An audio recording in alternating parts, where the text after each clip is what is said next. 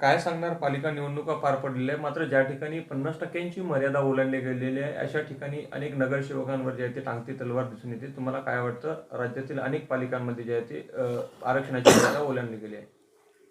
नक्कीच ज्या ज्या ठिकाणी SC आणि ST या दोन्ही प्रवर्गांचं आरक्षण 23%च्या वर गेलेलं आहे, त्या ठिकाणी OBCला जर 27% आरक्षण दिलं गेलं असेल तर ते एकूण मर्यादा ही 50%पेक्षा जास्त झालेलीच आहे. त्याला कोणी नाकारू शकत नाही. त्याचं कारण असं आहे की म्हणजे सुप्रीम कोर्टाच्या निर्णयाप्रमाणे SC आणि STचं आरक्षणाची बेरीज जेवढी होईल ती 50%मधनं वजा करून उरलेलं आरक्षण OBCला द्यायचं आणि 50%ची मर्यादा कायम ठेवायची.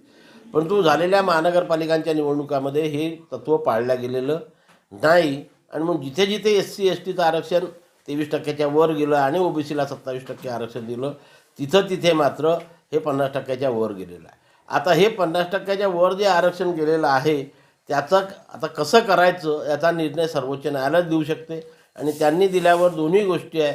एक तर त्याला सर्वोच्च न्यायालय प्रोटेक्शन पण देऊ शकते किंवा 50%च्या वर जिथे जिथे आरक्षण गेलं त्या निवडणुका रद्द करून तिथल्या निवडणुका आता फक्त OBC कॅटेगरीच्या रद्द करतात की सर्वच रद्द करतात याकडे सुद्धा लक्ष ठेवावं लागणार आहे. जर OBC कॅटेगरीचं जर झालं तर तेवढ्या जागा त्या लॉटरी सिस्टमनं काढतील.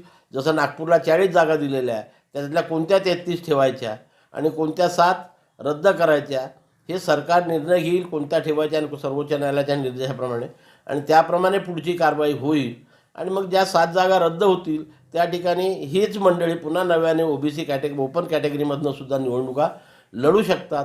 परंतु माझ्या मते मला असं वाटतं की सर्वोच्च न्यायालय एखाद्या वेळेस त्यांना प्रोटेक्शनसुद्धा देऊ शकते, जसं नगर परिषद आणि नगरपंचायतीमध्ये संरक्षण देण्यात आलेलं आहे आणि भविष्यामध्ये अशा प्रकारची चूक होणार नाही अशी गॅरंटी सरकारकडनं लिहून घेऊ शकते.